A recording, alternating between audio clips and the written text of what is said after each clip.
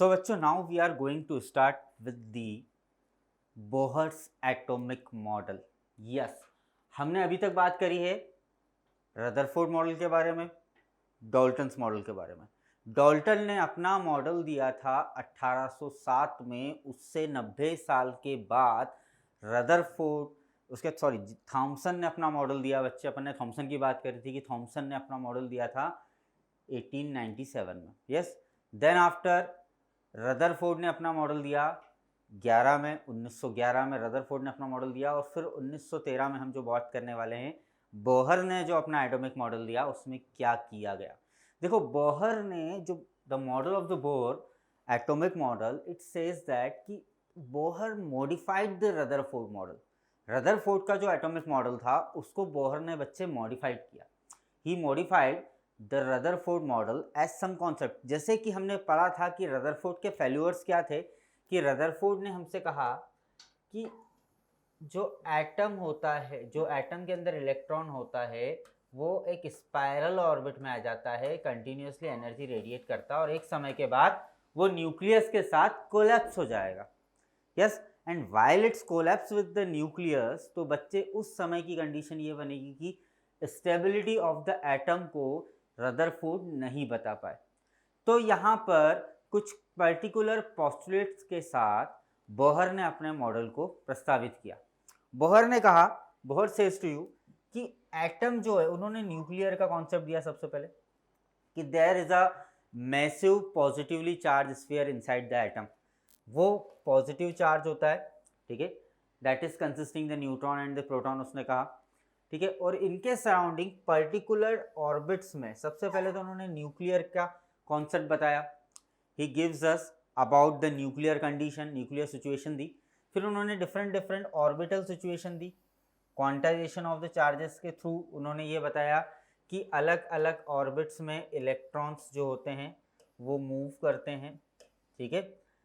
वो इस तरह से मूव करते हैं कि ये जो ऑर्बिट होता है, इस ऑर्बिट का पर्टिकुलर मोमेंटम होता है, जो एंगुलर मोमेंटम mvr को उन्होंने हमको दिया किस फॉर्म में, nh/2π के फॉर्म में। That is the discrete values of n, for the discrete values of n, h/2π का जो रेशियो बनेगा, that will giving us the angular momentum of this orbit.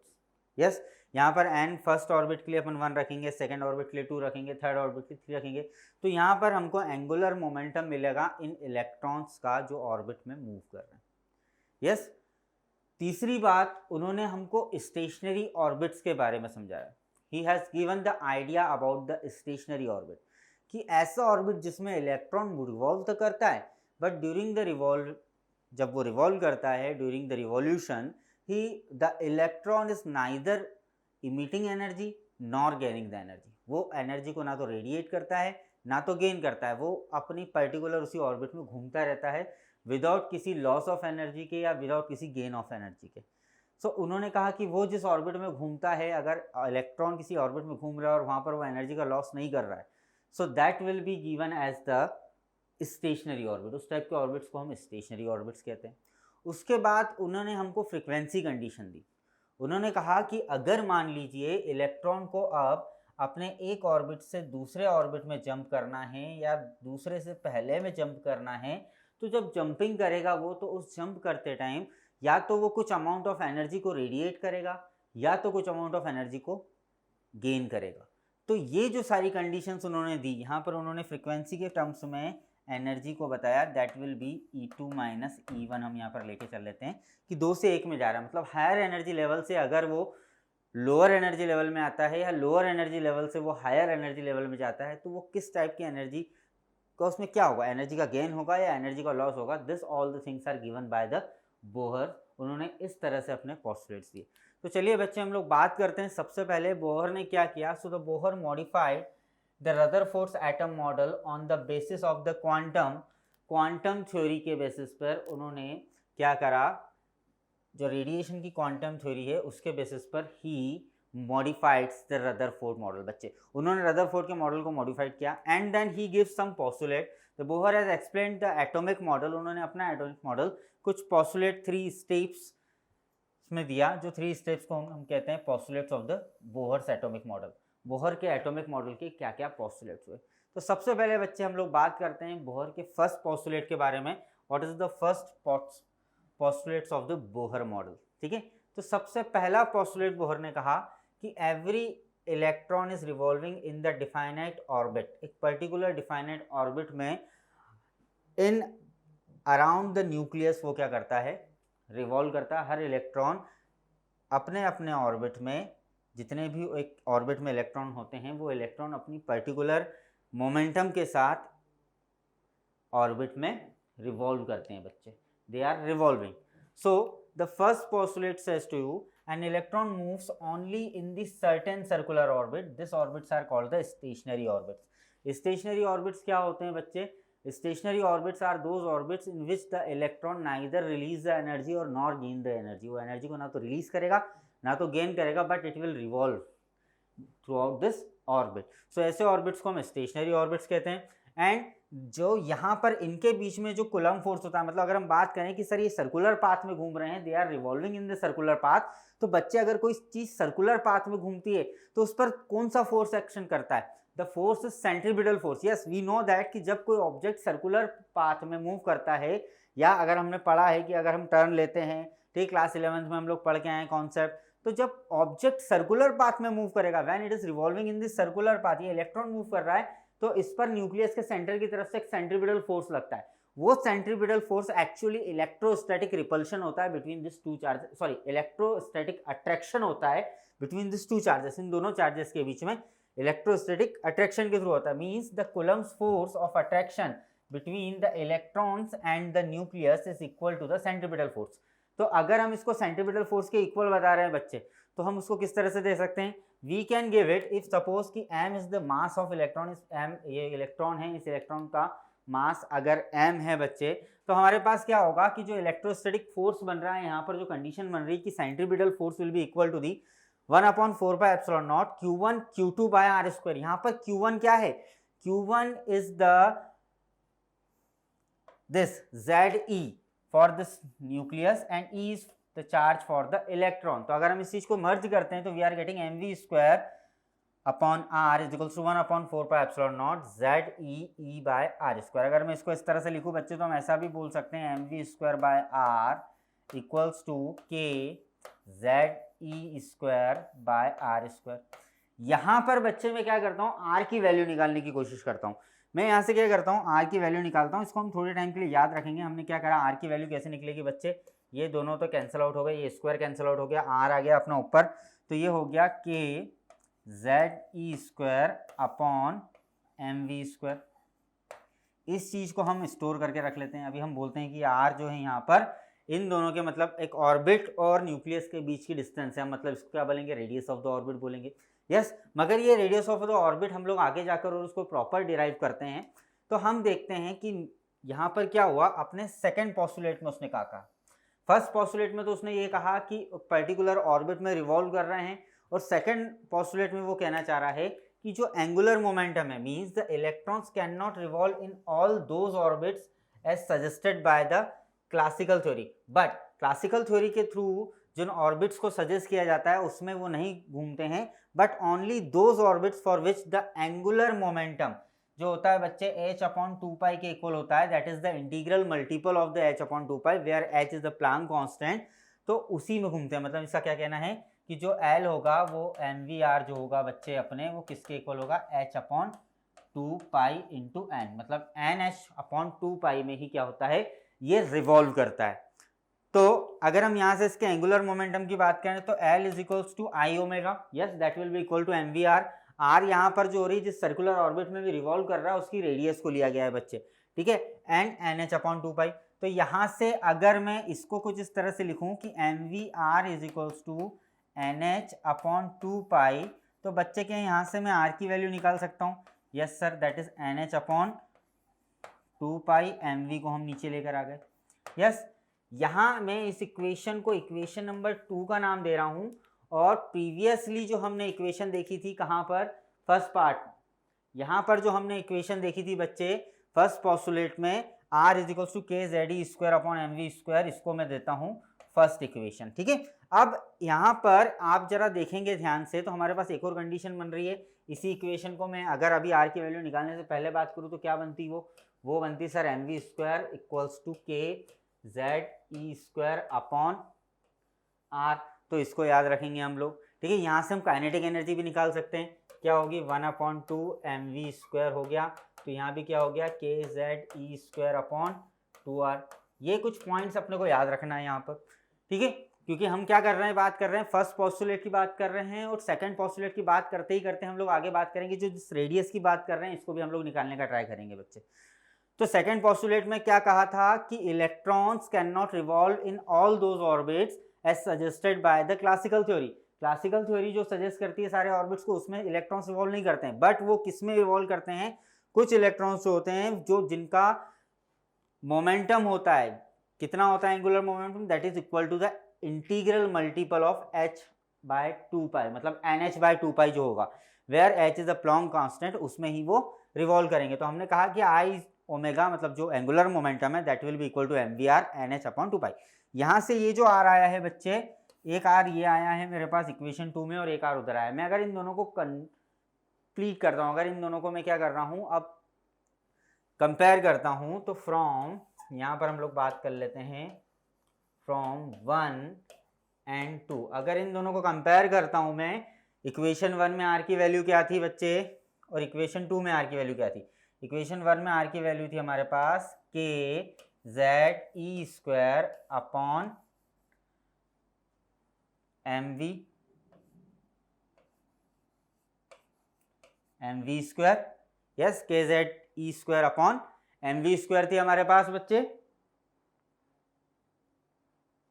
और दूसरे में हमारे पास क्या आ रही है, that is N H upon 2 M V आ रही है। तो यहां से मैं क्या कर रहा हूं, इन दोनों को जब मैंने कंप्लीट करा तो मेरे पास एक टर्म आ रही है v। यहाँ पर v क्या होगा, यहाँ जब अपन ने पहली फॉर्मेट करा, हमने पहले कहा, यहाँ पर जब हमने प्रीवियसली गए, हमने फर्स्ट इक्वेशन की जो बात करी बच्चे, जरा देखिए हमारी फर्स्ट इक्वेशन जब बनाई थी हमने, तो यहाँ पर हम जो बात करके आए हैं, हमने कहा कि जो ZE है ये तो चार्ज हो गया, m is the mass of electron and v is the speed of the electron. किस स्पीड से इलेक्ट्रॉन इस सर्कुलर ऑर्बिट में रिवॉल्व कर रहा है। तो हम yes we are going to discuss about the value of this. हम क्या करेंगे, एक फॉर्मूला निकालेंगे जो हमको किसी पर्टिकुलर ऑर्बिट में इलेक्ट्रॉन किस तरह से रिवॉल्व करेगा, किस स्पीड से रिवॉल्व करेगा वो देगा यहाँ पे। तो हम लोग क्या करते हैं, यहाँ से v की वैल्यू निकाल लेते हैं बच्चे। हमने क्या करा यहाँ से v की वैल्यू निकालने के लिए, देखिए हम लोग v की वैल्यू किस तरह से निकालते हैं, ये v कैंसिल हो गया, इस v की वैल्यू निकालना है मुझे, तो v इज इक्वल्स टू मेरे पास क्या आ रहा है, यहाँ पर v को मैं उधर पहुँचा देता हूँ, बाकी चीज़ें इधर ले आता हूँ, तो v के जेड ई स्क्वायर, ये जो 2m से m भी कैंसिल हो गया मेरा, 2 यहाँ पे आ गया, अपॉन में क्या आ रहा है बच्चे एन एच। ये किसकी वैल्यू आई हमारे पास, v की वैल्यू आई हमारे पास। v की वैल्यू क्या आई बच्चे 2 के जेड ई स्क्वायर अपॉन एन एच। ये जो होगी बच्चे this is the velocity of the, इसको हमने कहा कि ये क्या है, वेलोसिटी है इलेक्ट्रॉन की। इलेक्ट्रॉन किस वेलोसिटी से रिवॉल्व कर रहा है। अब हमने वेलोसिटी तो निकाल ली है, अब मुझे क्या करना है, रेडियस निकालना है। मुझे फॉर्म करना है कि जिस सर्कुलर ऑर्बिट में मान लीजिए कोई भी एक सर्कुलर ऑर्बिट ले लिया जिसमें इलेक्ट्रॉन रिवॉल्व कर रहा है, उस सर्कुलर ऑर्बिट की जो रेडियस होगी वो कितनी होगी, that R I have to find out.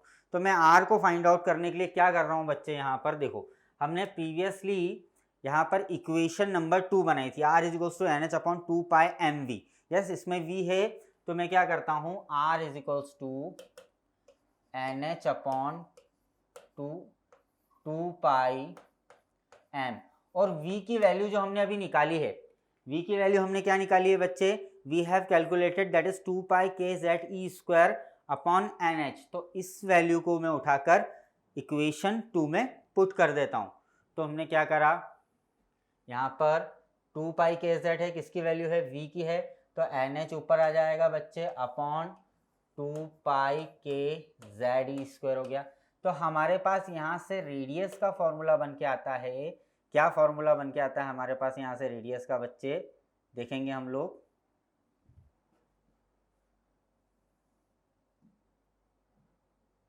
Just a minute,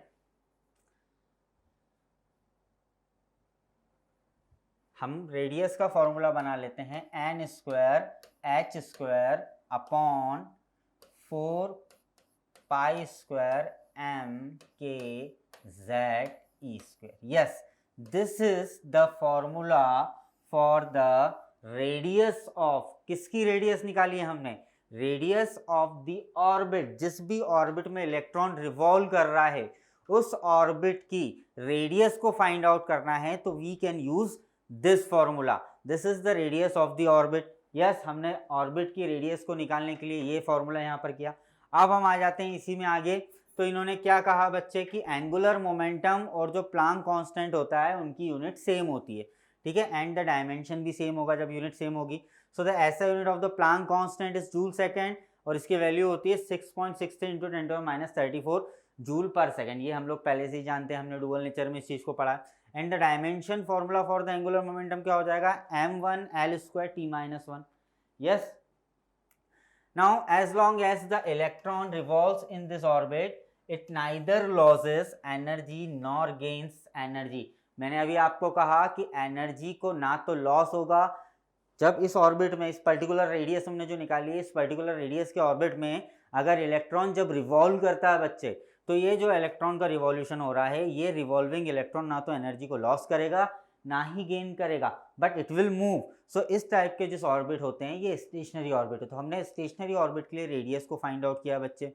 now the third postulate उसने कहा, he is giving in third postulate. Third postulate में हमको ये बताया जा रहा है बच्चे कि जब कोई इलेक्ट्रॉन रिवॉल्व करता है तो वो क्या करता है, एनर्जी ना तो गेन करता है, it is neither gaining the energy nor losing the energy, मतलब एनर्जी का ना तो लॉस हो रहा है ना तो गेन हो रहा है। बट हाँ, आप अगर नोटिस करो तो देखो ये यहाँ था, यहाँ से जंप कर गया, मतलब ये हायर ऑर्बिट में आया और हायर से फिर लोअर, लोअर टू हायर। जब लोअर टू हायर जा रहा है या हायर टू लोअर आ रहा है तो क्या कर रहा है, अगर हम इस एरो को जरा ध्यान से देखें, देखो क्या हो रहा है, ये यहाँ से ऊपर गया तो ये एनर्जी आई थी, इसने गेन कर ली, और जब ऊपर से नीचे आएगा, देखो नीचे आया तो एनर्जी लॉस हो गई। यस, जब इलेक्ट्रॉन जो होता है बच्चे, अगर वो हायर एनर्जी लेवल से लोअर एनर्जी लेवल में आता है तो इट रिलीजेस द एनर्जी, और जब वो लोअर एनर्जी लेवल से हायर एनर्जी लेवल में जाता है तो it gains the energy. Sir आप इतनी देर से इस एनर्जी की तो चर्चा कर रहे हो, बट ये एनर्जी होगी क्या? यस, तो उसने अपने थर्ड पोस्टुलेट में कहा कि when an electron jumps from the higher energy level to the lower energy level, higher से बच्चे, हायर एनर्जी लेवल से अगर लोअर एनर्जी लेवल में आ रहा है and the energy difference in the radiate in the form of light of frequency new. Yes, वो frequency, light की frequency, new frequency की लाइट के फॉर्म में क्या करता है, एनर्जी को रेडिएट करता है बच्चे। It is radiating the energy in the frequency nu, nu frequency के फॉर्म में एनर्जी को रेडिएट करता है। तो किस फॉर्म में रेडिएट करता है? So that will be E2 minus E1, E2 minus E1 equals to H nu. क्या कहा? E2 minus E1 equals to H nu. तो सर ये तो हमने बात समझ ली कि ये इस फॉर्म में एनर्जी को क्या करता है, बोहर ने अपने थर्ड पोस्टुलेट में हमको यही कहा था कि इट इज रेडिएटिंग एनर्जी। अगर वो एनर्जी को या तो गेन करेगा या तो एनर्जी का लॉस करेगा। जब क्या होगा, लोअर टू हायर जाएगा, लोअर ऑर्बिट से higher orbit, higher energy level में जब वो जाएगा तो it will gain the energy, but जैसे ही हायर से लोअर में आता है it will release the energy. तो ये जितनी एनर्जी की मैं बात कर रहा हूँ इलेक्ट्रॉन की, उसका जो डिफरेंस आएगा that can be given in terms of the frequency of light. Light की फ्रिक्वेंसी के टर्म में बच्चे हम लोग उसको यहाँ पर दे सकते हैं। ओके, तो अब हम लोग यहाँ पर बात कर रहे हैं कि सर ये जो एनर्जी है, हम इस एनर्जी को किस तरह से दे सकते हैं। ये जो एनर्जी हमारे पास आ रही है बच्चे, हम इस एनर्जी को किस फॉर्म में बता सकते हैं, क्या होती है ये एनर्जी। ठीक है, एनर्जी किसी भी इलेक्ट्रॉन की क्या होती है, तो हम लोग बात कर लेते हैं बच्चे एनर्जी ऑफ इलेक्ट्रॉन के बारे में। किसके बारे में बात कर लेते हैं हम लोग? Energy of electron. इलेक्ट्रॉन की क्या एनर्जी होती है? ठीक है। तो देखिए बच्चे, इलेक्ट्रॉन जो होता है जब वो रिवॉल्व करता है, electron while revolving in an orbit, तो इसकी दो एनर्जी होती है। एक तो ये होती है kinetic energy, it is possesses the kinetic energy. तो वो जो काइनेटिक एनर्जी होगी, हम लोग नेक्स्ट पेज पर चलते हैं, ठीक है। पहले तो उसने बोला कि where E2 is the energy of the outer orbit and the E1 is the energy of the innermost orbit. तो आउटर और इनर ऑर्बिट की तो एनर्जी है, मगर है क्या वो एनर्जी, तो हम वही बात कर रहे हैं। We are going to discuss about the energy of an electron. Electron की एनर्जी की बात कर रहे हैं बच्चे अपन लोग, कि कितनी एनर्जी होती है इलेक्ट्रॉन की, ठीक है। तो देखिए एनर्जी इलेक्ट्रॉन की जो होती है वो सम होता है काइनेटिक एनर्जी, एनर्जी जिस भी nth शेल में है, जिस भी पर्टिकुलर ऑर्बिट में है, तो इसलिए मैं यहाँ पर क्या लिख रहा हूँ, n ऑर्बिट की, है ना।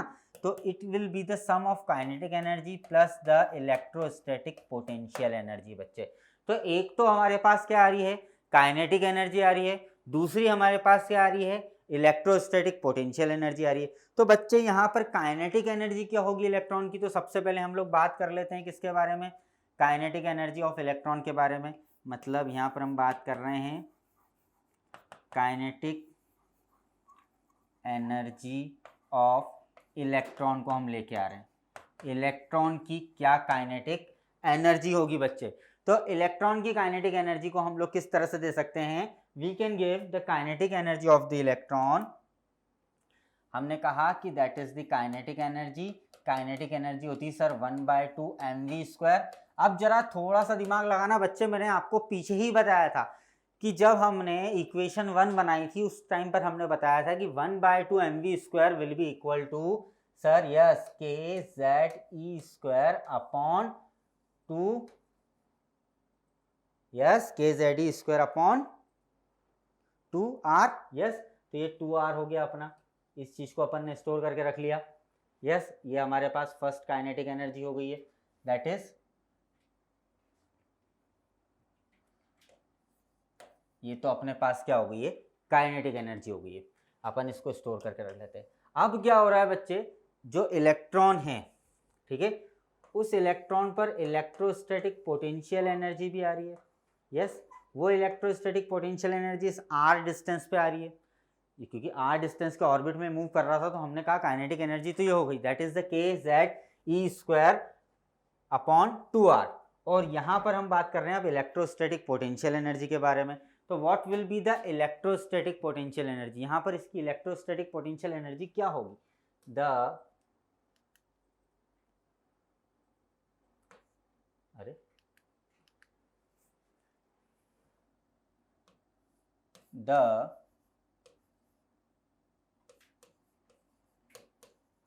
इलेक्ट्रोस्टैटिक पोटेंशियल एनर्जी बच्चे हम दे रहे हैं। अगर हम पोटेंशियल एनर्जी की अगर बात करते हैं तो पोटेंशियल एनर्जी क्या होती है सर, पोटेंशियल एनर्जी का फॉर्मूला हमने पढ़ा है। क्या फॉर्मूला पढ़ा है बच्चे पोटेंशियल एनर्जी का, सर हमने पोटेंशियल एनर्जी का फॉर्मूला पढ़ा है, that is K(Q1 Q2 bye R। तो यहाँ पर अब जरा हम देखेंगे कि पहला Q1 क्या होगा, that is the nucleus, charge on the nucleus. इस न्यूक्लियस के ऊपर क्या चार्ज आएगा बच्चे, तो इस न्यूक्लियस के ऊपर चार्ज आएगा अपने पास, that is Ze plus Ze होगा। और इलेक्ट्रॉन जो रिवॉल्व कर रहा है उसका चार्ज क्या होता है sir, that is -E upon इन दोनों के बीच की डिस्टेंस को हमने क्या लिया है, R लिया है। तो हमारे पास पोटेंशियल एनर्जी क्या हो गई बच्चे, इलेक्ट्रोस्टैटिक पोटेंशियल एनर्जी यहाँ पर हो गई है, दैट इज K माइनस का Z, K minus Ze² upon R। अब हम लोग क्या करते हैं, हमको निकालना है इसको, अपन इक्वेशन अभी 2 दे देते हैं यहाँ पर। तो वो जो एनर्जी है, हम उसी एनर्जी की बात कर रहे हैं इलेक्ट्रॉन की। तो इलेक्ट्रॉन की एनर्जी इन द ऑर्बिट क्या हो जाएगी बच्चे, वो हमने लिखा sir kinetic plus potential energy, yes. Electrostatic potential energy and the kinetic energy को हम लोग ले रहे हैं। तो चलिए फटाफट इन वैल्यूज को यहाँ पर रखते हैं। We are getting the kZe² upon 2r and minus kZe² upon r। तो यहाँ से हमारे पास कितनी आ जाएगी एनर्जी सर, एनर्जी हमारे पास आ गई है that is kZe² upon 2r, but minus में। यस, तो हमारे पास ये किसकी एनर्जी हुई, that is the energy of electron. But अब अगर हम यहाँ पर क्या करें बच्चे कि हमारे पास जो वैल्यू थी, किसकी वैल्यू थी, आर की, अगर हम उस आर की वैल्यू को यहाँ पर रखते हैं, रेडियस की value, because it is the radius of N orbit, particular orbit में हम इलेक्ट्रॉन की एनर्जी की बात कर रहे हैं, तो हम क्या करेंगे, यहाँ से इस आर की वैल्यू को हम वहाँ पर पुट करेंगे, तो हमारे पास क्या हो जाएगी, एनर्जी ऑफ, अगर हम इस एनर्जी को रखते हैं तो क्या हो जाएगा, दैट विल बी के जेड माइनस ए के जेड ई स्क्वायर अपॉन 2, ये तो अपनी जगह पे है। अब अपने को आर की वैल्यू रखनी, तो आर की वैल्यू अपन ने क्या निकाली थी बच्चे, n square H square upon 4 pi square M के जेड ई स्क्वायर। यस, वही चीज को हम यहाँ पर रख रहे हैं, ठीक है। क्या रखेंगे हम लोग, देखिए, तो यहाँ पर हमने उसको रखा, उल्टा हो जाएगा वो अपने पास, क्या हो जाएगा बच्चे, that will be 4 pi square, yes, M के जेड ई square upon N square H square. तो यहाँ से हमारे पास क्या वैल्यू बन के आ रही है, देख लो, ये हो गया अपना कितना, 2 पाई स्क्वायर, ठीक है, के का स्क्वायर हो जाएगा, तो एम को आगे लिख देता हूँ, 2 pi square M K square Z ई square upon N square H square, और आगे माइनस।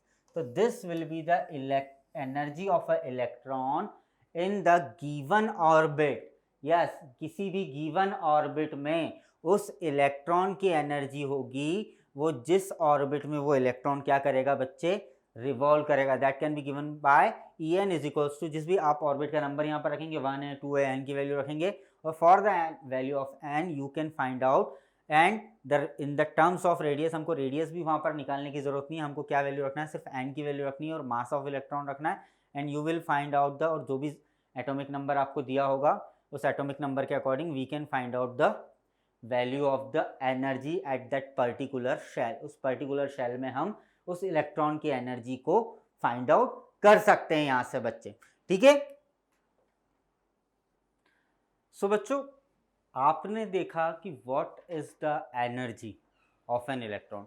आप अगर हम वही बोहर्स एटॉमिक मॉडल में किसी सिंगल इलेक्ट्रॉन सिस्टम के लिए क्या क्या टर्म्स होती हैं, क्या क्या वैलिड टर्म्स होती हैं, क्या क्या डेफिनेशंस होती हैं, they are the valid for the single electron system, हम उनकी बात करते हैं। तो सबसे पहले हम लोग बात करेंगे बच्चे ग्राउंड स्टेट की।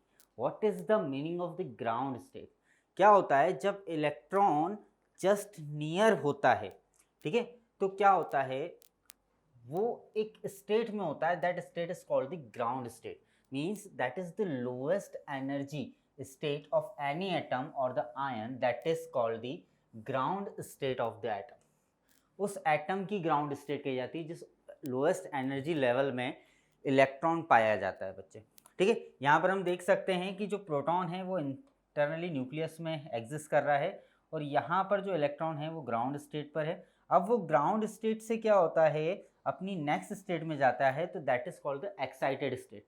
यस, सो हियर अगर हम ग्राउंड स्टेट पे एनर्जी की बात करें, तो ground state energy for the hydrogen atom जो होती है बच्चे, वो होती है -13.6 इलेक्ट्रॉनिक वोल्ट। इसको दिमाग में रखेंगे हम लोग, -13.6 इलेक्ट्रॉनिक वोल्ट होती है हाइड्रोजन के लिए। हीलियम के लिए हो जाती है, हीलियम का एटॉमिक नंबर क्या होता है बच्चे, यस, तो हीलियम के लिए कितनी हो जाएगी, -54.4 इलेक्ट्रॉनिक वोल्ट, ठीक है, क्योंकि 4 होता है। Z की वैल्यू के अकॉर्डिंग ये चेंज होती जाएगी, बाकी इलेक्ट्रॉनिक वोल्ट की वैल्यू हम वैसी की वैसी रखेंगे, ठीक है। And the ground state energy of the lithium, अगर हम बात कर रहे हैं लिथियम आयन के लिए, that will be the -122.4 electronic volt. तो ये इलेक्ट्रॉन की एनर्जी होती है ग्राउंड स्टेट में, या हम बोल सकते हैं इसको कि जो ग्राउंड स्टेट होती है उसकी एनर्जी होती है, ग्राउंड स्टेट की जो एनर्जी होगी उसको हम ग्राउंड स्टेट एनर्जी बोलेंगे। हाइड्रोजन, हीलियम और लिथियम एटम के लिए हमको ये सारी चीज़ें, इनके सारे आयन्स के लिए हमको यहाँ क्या मिल रही है, इनकी एनर्जीज मिल रही है, that is the ground state energy, ठीक है। देन आफ्टर हमारे पास टर्न आती है excited state. What is the excited state?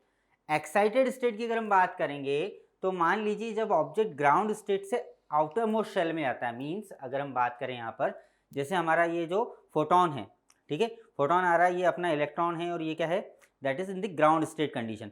जब वो ग्राउंड स्टेट से नेक्स्ट लेवल पे आएगा, मतलब नेक्स्ट लेवल मतलब हायर एनर्जी लेवल जो होगा, वहाँ की जो स्टेट होती है उसको हम क्या बोलते हैं बेटे, हम बोलते हैं बच्चे the state of the atom other than the ground state, they are called the excited state. मतलब ग्राउंड स्टेट से ऊपर जाना है उसको। ग्राउंड स्टेट से कहाँ जाना है, अब हम ऊपर की बात करें, ग्राउंड स्टेट से जैसे ही वो ऊपर की तरफ जाएगा, नेक्स्ट ऑर्बिट में गया या उससे नेक्स्ट ऑर्बिट में गया, तो that will be given as the any, मतलब उसके ऊपर के किसी भी ऑर्बिट की ग्राउंड स्टेट का मतलब जो फर्स्ट ऑर्बिट है, जो लोअर एनर्जी लेवल है, उसके ऊपर जितने एनर्जी लेवल्स तक जाता है तो वो सारे ग्राउंड स्टेट कहलाते हैं। तो ग्राउंड स्टेट एनर्जीज की अगर हम बात करेंगे तो ग्राउंड स्टेट में एन जो होता है वो 2 होता है, फर्स्ट एक्साइटेड स्टेट में सेकंड, मतलब एक तो ग्राउंड हो गया, ग्राउंड के ऊपर जो होता है first, that is the first, उसके बाद जाएगा बच्चे सेकंड, उसके बाद जाएगा बच्चे थर्ड, इस तरह से। जस्ट अ मिनट,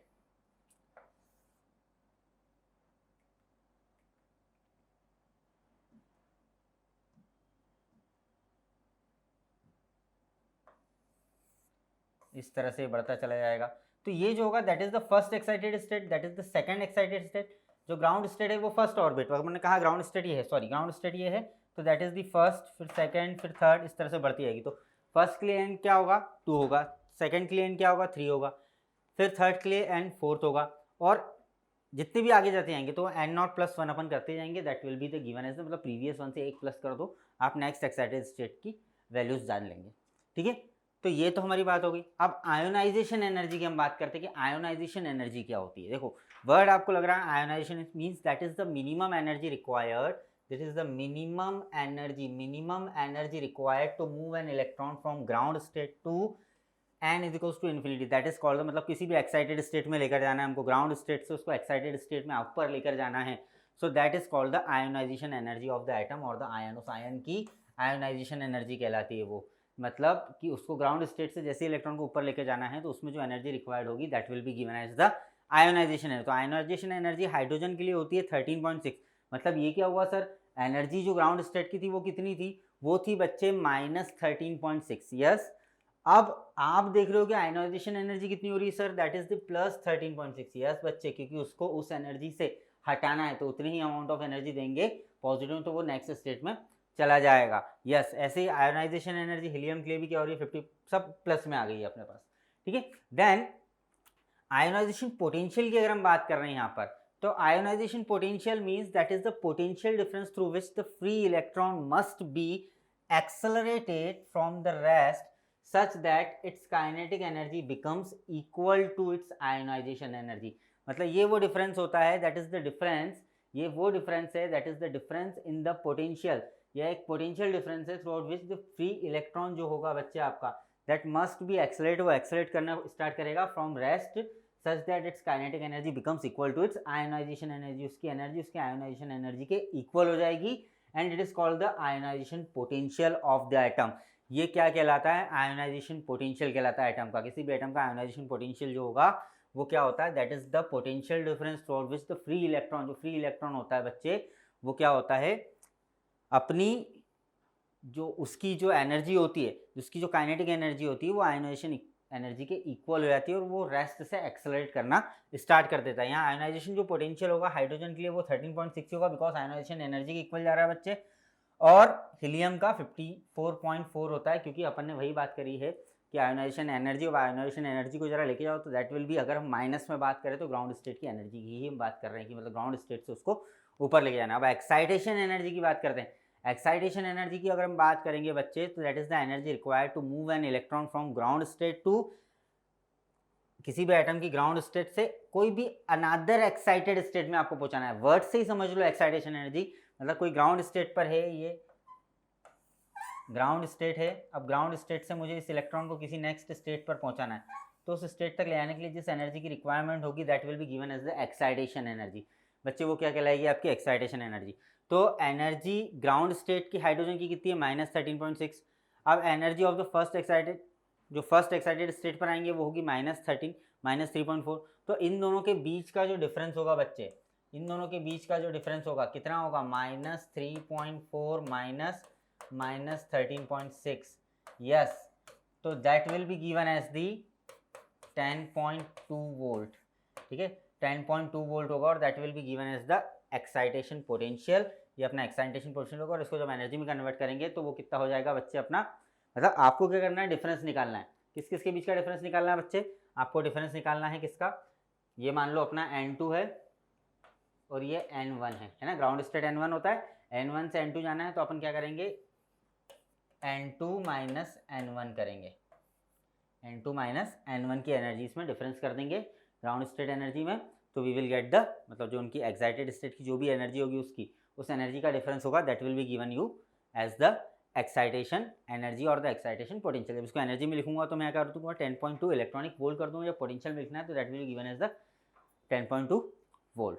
नाउ बच्चे we are going to talk about the excitation potential. तो वही एक्साइटेशन पोटेंशियल है कि that is the potential difference throughout which the electron must be accelerated, electron accelerate कर रहा है from the rest so that its kinetic energy, उसकी जो kinetic energy बनती है वो एक्साइटेशन एनर्जी के इक्वल, मीन्स इसकी जो काइनेटिक एनर्जी होती है वो एक्साइटेशन एनर्जी के अगर इक्वल होती है, ठीक है, तो जब वो एक स्टेट से दूसरे स्टेट में मूव करता है, मतलब ग्राउंड स्टेट से कोई भी एनी स्टेट में अगर वो मूव करेगा तो that is called the excitation potential of the state, उस स्टेट का एक्साइटेशन पोटेंशियल कहलाएगा। ठीक है बच्चे, तो एक्साइटेशन पोटेंशियल क्या होगा, यहाँ पर फर्स्ट एक्साइटेशन के लिए अपन ने देखा, हाइड्रोजन की हम बात कर रहे हैं तो 10.2 इलेक्ट्रॉन वोल्ट होगा, ठीक है, ये एनर्जी होगी तो पोटेंशियल क्या हो जाएगा 10.2 वोल्ट, मैंने अभी आपको कहा, ठीक है। तो एक एक्साइटेशन एनर्जी होती है और एक होता है एक्साइटेशन पोटेंशियल। एक ग्राउंड स्टेट अपन ने बात करी, ठीक है। अब हम बात कर रहे हैं यहाँ पर कि बाइंडिंग एनर्जी और द सेपरेशन एनर्जी क्या होगी, मतलब कि आपको कोई इलेक्ट्रॉन है बच्चे, उस इलेक्ट्रॉन को हमको सेपरेट करना, we have to separate that electron from, जहाँ जिस भी स्टेट में वो बैठा हुआ है उस स्टेट से उसको सेपरेट करना है, दूसरे स्टेट पर लेकर जाना है अगर, या हम उसको इलेक्ट्रॉन को सेपरेट करना चाहते हैं एटम से, so that is the minimum energy required to move an electron from any state, एक स्टेट से लेकर दूसरे स्टेट तक ले जाने में जो हमको एनर्जी की रिक्वायरमेंट होती है फॉर सम पर्टिकुलर एन, किसी भी पर्टिकुलर एन की वैल्यू के लिए, so that is called the binding energy of the state. मतलब मैंने क्या कहा कि binding energy of the ground state कितनी हो जाएगी, that will be given as the 13.6 electronic volt. बच्चे ये आपको जाना पहचाना लग रहा है, यस, क्योंकि हमने जब बात करी थी प्रीवियसली आयोनाइजेशन एनर्जी की, यस, तो आयोनाइजेशन एनर्जी और बाइंडिंग एनर्जी हम सेम यहाँ पर रख रहे हैं। बाइंडिंग एनर्जी भी क्या है, एक स्टेट से दूसरे स्टेट तक ले जाने में जो एनर्जी रिक्वायर्ड होती है, minimum amount of energy required होती है इलेक्ट्रॉन को वन स्टेट टू अनदर, किसी भी स्टेट में, मतलब ग्राउंड स्टेट से किसी भी स्टेट तक ले जाने में जो एनर्जी रिक्वायर्ड होगी that will be the ionization energy. उसको हम क्या बोलते हैं बच्चे, उसको हम बोलते हैं आयोनाइजेशन एनर्जी, ठीक है। और जब हम बात कर रहे थे किसकी, बाइंडिंग एनर्जी की, तो बाइंडिंग एनर्जी क्या होगी, that is the energy required to move an electron from any state to another state. Ionization में हम ग्राउंड से किसी भी अपर स्टेट पर लेके जा रहे हैं, अब यहाँ एक स्टेट से दूसरे, मतलब मान लो कि हमने क्या करा, ग्राउंड स्टेट क्रॉस करके 1 पे ले आया, अब 1 से 2, 2 से 3, 3 से 4 जहाँ भी जाना है उसको, तो वहाँ जाने के लिए जो एनर्जी रिक्वायर्ड होती है that will be given as the binding energy. Ionization में आपको क्या करना होता है, ग्राउंड से ऊपर जाना होता है, ग्राउंड से किसी भी नेक्स्ट लेवल तक जाने के लिए लगती है जो एनर्जी, वो आयोनाइजेशन होती है। और जब हमको यहाँ पर क्या लग रहा है कि अब हमको 2 लेवल से 3 पे जाना है, 3rd ऑर्बिट से 4th ऑर्बिट पे जाना है, तो अलग अलग जब हम एक्साइटेशन, एक एक्साइटेड स्टेट से दूसरी एक्साइटेड स्टेट तक जाने के लिए हम ये बोल सकते हैं कि जो एनर्जी रिक्वायर्ड होती है that will be given as the, वो minimum energy is the binding energy और द सेपरेशन एनर्जी, हमने उसको सेपरेट किया। नाउ बच्चे we are going to discuss about the properties of the electron in the Bohr's atomic model. Bohr atomic model में electron की क्या क्या properties होंगी, हम लोग उसकी बात करते हैं। तो सबसे पहले हम बात करते हैं कि nth ऑर्बिट की रेडियस क्या होगी बोहर मॉडल में। यस, तो we have already discuss about this. So the radius of the electron in the nth Bohr's orbit can be calculated by using the first 2 postulates of the Bohr model। yes sir, हमने पहले ही करा है, ठीक है। हम किस तरह से बोलते हैं इसको, तो we can say that as we know that the v, मतलब velocity of the nth orbit में उस इलेक्ट्रॉन की वेलोसिटी क्या होती है बेटा, nh/2π mrn, ठीक है। mr अपन ने निकाला था, ये अपनी वेलोसिटी हो गई। अब अगर हम इसको देखें तो हमने क्या करा, इस वैल्यू को सब्स्टिट्यूट करा vn की जगह पे, तो mvr = nh/2π है, ठीक है। तो हम यहाँ से क्या निकाल रहे हैं, आर एन की वैल्यू निकाल रहे हैं। हमने रेडियस की बात करी थी, radius = n² h² k z² into m या k m z², so that will be given as the radius. अगर हम वेलोसिटी की बात कर रहे हैं इलेक्ट्रॉन की यहाँ पर हम लोग बच्चे किसकी बात करेंगे, वेलोसिटी की बात करेंगे। तो अगर हम इसकी वेलोसिटी की बात करते हैं, तो अगर हम आर एन की वैल्यू को सब्स्टिट्यूट करते हैं तो हम वेलोसिटी क्या मिलती है हमको, that is 2π k ZE² by NH, ठीक है। ये हमारी वेलोसिटी है। अब यहाँ से एक और हम काम कर सकते हैं, हम इस वेलोसिटी में ऐसा कर सकते हैं बच्चे कि 2 पाई के ZE² बाय NH, ये तो अपन ने लिखा हुआ है। इसमें मैं C का मल्टीप्लाई और C का डिवाइड कर दे रहा हूँ। क्या कर रहा हूँ बच्चे, मैं यहाँ पर C का मल्टीप्लाई कर रहा हूँ और C का डिवाइड कर रहा हूँ। और अब इसको क्या करता हूँ, मैं अलग अलग कर देता हूँ थोड़ा सा। मैंने क्या करा, 2 पाई के ZE², ये सारे के सारे टर्म्स मेरे पास कांस्टेंट है, ये सारी की सारी टर्म्स मेरे पास कांस्टेंट है अभी, है ना। अब मैंने कहा यहाँ हो गया मेरे पास C इधर, और मैंने ये एक जो n है इस C को n के साथ रख लिया, है ना, और H को यहाँ रहने दिया। अब मैं बोलता हूँ कि for hydrogen atom, for hydrogen atom के लिए हम बात कर रहे हैं। हाइड्रोजन एटम के लिए हमारे पास Z क्या होता है बच्चे, हमारे पास Z होता है 1। Z क्या होता है बच्चे, हमारे पास 1 होता है। तो अगर मैं उस 1 को यहाँ पर रखता हूँ तो हमारे पास वेलोसिटी की वैल्यू क्या आएगी, हमारे पास सर वेलोसिटी की वैल्यू हो जाएगी 2 पाई के E² अपॉन C। अब हमारे पास Z नहीं है, तो मतलब हमारे पास हाइड्रोजन के लिए ये जो सारी वैल्यूज है they are becoming as a constant, yes. और इनटू में हमारे पास क्या आ रहा है, C बाय N आ रहा है, यस। N की वैल्यूज हम चेंज करते जाएंगे। तो हमारे पास बच्चे जो V आ रहा है यहाँ पर, ये जो वैल्यू है, इस वैल्यू को हम अल्फा एज अ कांस्टेंट बोलते हैं। अल्फा C बाय N हमारे पास हो गया। ये जो अल्फा होता है, this alpha is called the fine structure constant. इसको हम क्या बोलते हैं बच्चे, फाइन स्ट्रक्चर कांस्टेंट। जो फाइन स्ट्रक्चर कांस्टेंट होता है इसकी वैल्यू होती है बच्चे, इस फाइन स्ट्रक्चर कांस्टेंट की वैल्यू हम बोलते हैं 1/137। अल्फा की जो वैल्यू हम निकालेंगे, अगर इन सारी वैल्यूज को हम पुट करेंगे तो वी विल गेट 1/137। ये आपके अल्फा फाइन स्ट्रक्चर कांस्टेंट की वैल्यू होगी। तो बस आपको अगर हर बार वेलोसिटी निकालना है तो 1/137 into C speed of light आपको रखना है, और n जो भी स्टेट पर हम बात कर रहे हैं उस स्टेट पर इलेक्ट्रॉन की वेलोसिटी हमारे पास इजीली निकल के आ जाएगी। तो this formula will be helpful for you to find out the velocity और the speed of the electron in the any state, ground state में हो, एक्साइटेड स्टेट में हो, हम इजीली उसको फाइंड आउट कर सकते हैं with the help of this velocity फॉर्मूले में। हमको क्या लगेगा, हाँ, अगर हाइड्रोजन के लिए ये फॉर्मूला सिर्फ हम एप्लीकेबल होगा बच्चे जब हाइड्रोजन के लिए बात करना है, हाइड्रोजन एटम के लिए। फिर अगर हमारे पास हो रहा है तो फिर हम Z की वैल्यू चेंज करते हैं, तो हमारे लिए ये फॉर्मूला यूजफुल वहां पर नहीं रहेगा, ठीक है बच्चे। Now we are talking about the time period of an electron in the nth Bohr's orbit. अब वो इलेक्ट्रॉन को कितना टाइम लगता है कंप्लीट रिवॉल्यूशन करने के लिए, तो अगर हम उस टाइम पीरियड की बात करते हैं, means the time period of an electron of an nth orbit is given by the time taken by the electron to complete one revolution in the given orbit in the nth orbit. So that can be given by Tn is equals to 1 upon frequency, and that will be given as Tn is equals to n cube h cube upon 4 pi square k square z square e to the power 4 m. Yes, this is the formula for the time period. Time period of an electron, मतलब electron को revolve करने के लिए जितना time लगेगा बच्चे, that time period means the complete one revolution, the time taken by the electron to complete one revolution throughout the nth orbit. यहाँ पर बस आपको n की वैल्यू रखना है और z की वैल्यू रखना है, and you will be getting the time period for this. Yes, now we are talking about the energy of an electron in the nth orbit. तो हमने अभी बात करी थी कि एनर्जी क्या होती है बच्चे, सो हम बोलेंगे the total energy of electron can be given as the sum of the kinetic energy and the potential energy. मतलब बच्चे हम क्या कर रहे हैं, काइनेटिक एनर्जी और पोटेंशियल एनर्जी उसकी nth ऑर्बिट में हम निकालते हैं। तो हमने निकाली एनर्जी, हमने क्या कहा कि काइनेटिक एनर्जी nth ऑर्बिट में क्या होगी, के एन, nth ऑर्बिट की, इसलिए हम बोलेंगे 1/2 mv²। यस, ये 1/2 mv² किसके इक्वल होता है बच्चे, that will be given as kZe² by 2r।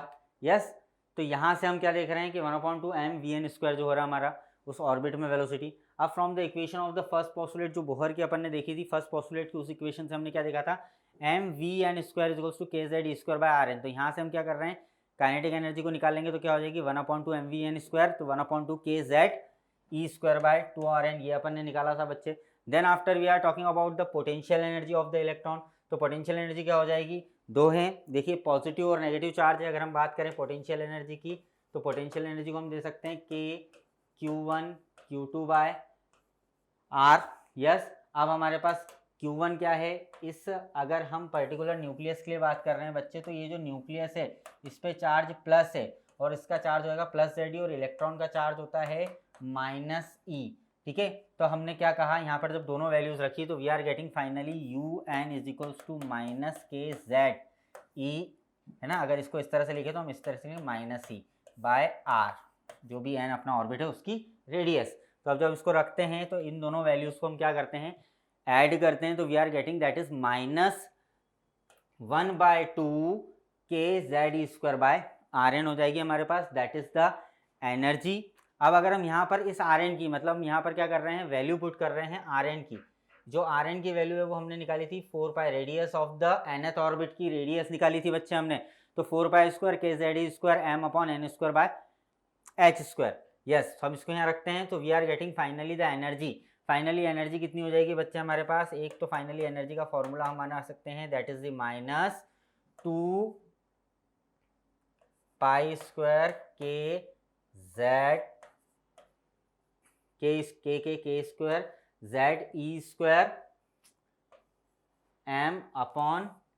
m/n²/h²। और अगर हम फर्स्ट ऑर्बिट के लिए बात कर रहे हैं तो that will be given as -13.6 × Z²/n² electronic volt हो जाएगी बच्चे। फर्स्ट ऑर्बिट की एनर्जी है, तो फर्स्ट ऑर्बिट की एनर्जी क्या होती है, -13.6 इलेक्ट्रॉनिक वोल्ट से इसको हम वैल्यू रखेंगे। और Z²/n² जिस भी पलटी हाइड्रोजन की, तो हाइड्रोजन के रिस्पेक्ट में जितने ज़्यादा आगे बढ़ते चले जाएंगे Z की वैल्यूज बस आपको चेंज करती जानी है और n की वैल्यूज आपको चेंज करती जानी है। ठीक बच्चों, अब हमारे पास एक क्वेश्चन आया, क्वेश्चन देखते हैं हम लोग। तो question says to you the first excitation potential of the hypothetical hydrogen like atom is 15 volt अपने को दिया हुआ है। Find the third excitation potential of the atom. Third excitation state पर जो पोटेंशियल होगा वो अपने को यहाँ पर फाइंड आउट करना है। ठीक है, तो देखिए यहाँ पर क्या हो रहा है बच्चे कि सबसे पहले जो हमारा एटम है, हम जो बात कर रहे हैं हाइपोथेटिकल हाइड्रोजन के लिए, वो ग्राउंड स्टेट से पहले तो हम फर्स्ट स्टेट तक लेके जाएंगे। फर्स्ट एक्साइटेशन पोटेंशियल आपको दिया हुआ है 15 वोल्ट। ओके, मतलब एनर्जी कितनी होगी, 15 इलेक्ट्रॉनिक वोल्ट हो गई। तो सबसे पहले तो हम लोग क्या कर रहे हैं यहाँ पर, इसको यहाँ n इज इक्वल्स टू अपन ने लिया 1 से n इज इक्वल्स टू 2 तक लेकर जाना है अपने को बच्चे। n इज इक्वल्स टू 1 से n इज इक्वल्स टू 2 तक अगर हम लेकर जाते हैं इसको, तो इस समय पर यहाँ पर जो एनर्जी दी हुई है दैट E1 अपने को दिया हुआ है, दैट इज 15। मतलब अगर हम E1 की बात करें तो वो 15 इलेक्ट्रॉनिक वोल्ट हो गया बच्चे। ठीक है, जो एक्साइटेशन एनर्जी हो गई है वो 15 इलेक्ट्रॉनिक वोल्ट है अपने पास। अब हम बात करते हैं यहाँ से इसको यहाँ तक ले जाने के लिए हमको कितना काम करना पड़ा, तो हम उस एनर्जी की बात करते हैं कि E1 कितना होगा। तो E1 होगा बच्चे हमारे पास -(E)/(n²)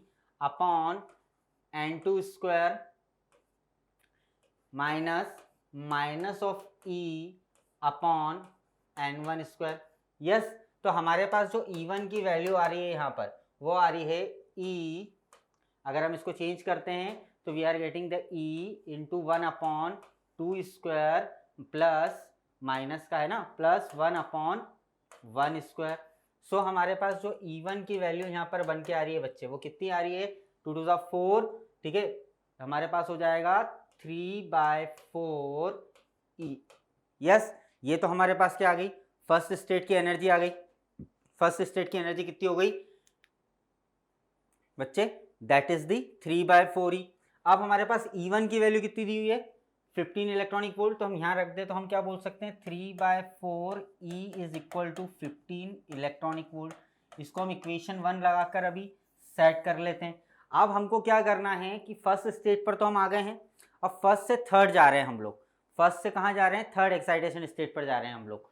ठीक है, तो हमने क्या करा है यहाँ पर कि अब हमारे जो इलेक्ट्रॉन को है हम first n is equals to 1 से, मतलब फर्स्ट की n 2 है, n 2 से लगाकर हम लोग कहाँ ले जा रहे हैं बच्चे, इसको थर्ड एक्साइटेशन स्टेट पर ले जा रहे हैं। n इज इक्वल्स टू कहाँ पर लेके जा रहे हैं, 4 पे। थर्ड एक्साइटेशन स्टेट के लिए ये 4 होता है। यहाँ पर हमको इसका E निकालना है, यहाँ पर हमको क्या निकालना है, इसका E निकालना है बच्चे। ठीक है, ये थर्ड एक्साइटेशन स्टेट की हमको क्या निकालना है, एनर्जी निकालना है। तो हमने कहा कि अगर हम n इज इक्वल्स टू 1 से direct n is equals to 4 पर जंप करते हैं, n इज इक्वल्स टू 1 से n इज इक्वल्स टू 4 पर जंप करते हैं, तो हमारे पास जो एनर्जी हो जाएगी वो हो जाएगी E3।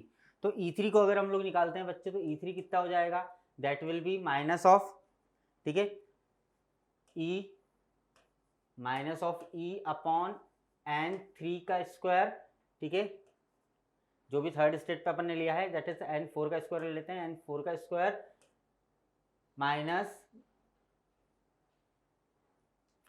Then it will be minus E upon n1 का स्क्वायर।